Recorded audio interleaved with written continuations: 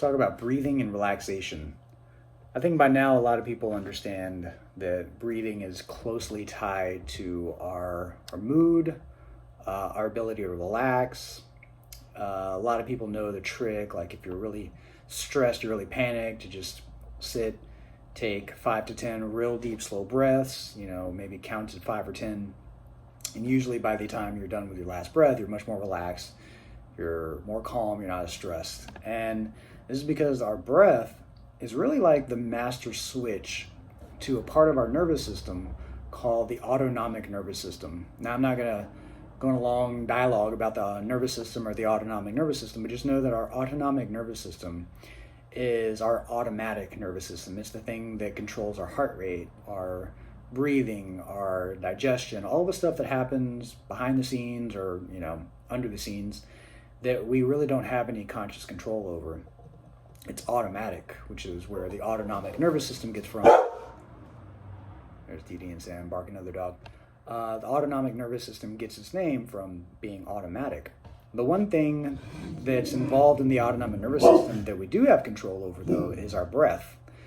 And our breath, while it happens 15 to 30,000 times a day, usually also goes under the radar of our conscious awareness, and we just do it automatically. We don't think twice about it, unless maybe we're doing something that causes us to be out of breath. Or, like I said, people do that exercise where you take 5 deep breaths and you count to 5 to kind of calm yourself. But the reason this works is because when you breathe a very specific way, it signals to your autonomic nervous system to either basically upregulate or amp yourself up, or downregulate and relax yourself down. And like I said, our breathing controls that, and we can control our breathing. We can't really control our heart rate, we can't control our digestion, but we can control our breath, and our breath actually kind of is a master controller of all these systems. So most of us need more relaxation, more calmness in our life. A lot of people do yoga and meditation, and it's always amazing to me, and I would love to know how these old practices of yoga and meditation, which by some accounts have been around for thousands of years, somehow they knew that the breath was very important to our mental and physical well-being, and that's why it's such an integral part of those practices.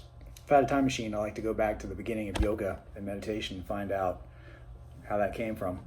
But we know now through modern science that our breathing has huge impacts on our brain, our mental health, and our physical health. But like I said, if you're just trying to relax, the best thing that you can do is to focus on deep, slow inhales through your nose, and then a long, full exhale from your mouth. And you actually want to prolong that exhale. You want to make that exhale longer than the inhale. So for instance, if you're going to try to relax, wind down, you would breathe in through your nose for about 3 or 4 seconds, and then exhale from your mouth for anywhere between 5 to 8 seconds. The longer the better. And you'll notice after a few breaths of like this, that like your muscle tone is relaxed, you feel kind of this nice, cool, like warm feeling around your brain. Everything just feels a little bit more toned down. And you can even make this more impactful by getting into certain positions. One position is laying on your back with your feet propped up at a 90-degree angle, feet and knees at 90-degree angles. So basically like your feet are resting on a couch.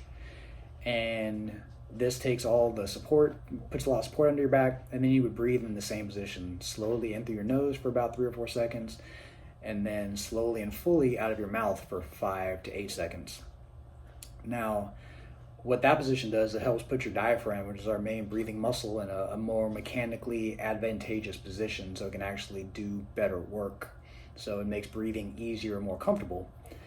And so if you're one of the many people that probably need more relaxation and calmness in your life, I would recommend doing this breathing exercise 1 to 3 times a day, especially at the end of the day when most of us, we all need to wind down, we all need to relax more and, slip into that calm parasympathetic nervous system, getting ready for bed kind of state. Or if you're normally stressed at work, I would recommend trying to do this sometime in the middle of the workday so that you can, you're probably carrying a bunch of stress and a bunch of muscle tension because you're so stressed. unknowingly. So you don't realize how tense you are, but you've been breathing very shallowly for a long time probably, and you've been just probably gripping your pencil out of frustration with emails. So getting, if you can, on the floor, propping your feet up on the chair, and then taking 10 breaths like this will have an immediate impact of getting you out of that stressed, high muscle tone state and getting you more relaxed, getting you more calm in your mind, and you're able to focus on your work a little bit better. I could honestly go on for hours talking about the hormonal benefits, the neurological benefits, the muscular benefits of this type of breathing, but it's so simple. All you have to do is just do it consistently. Do it every day, like I said. Do it at times of day when you know you need to wind down and relax, which is usually before bed and sometime in the middle of the workday.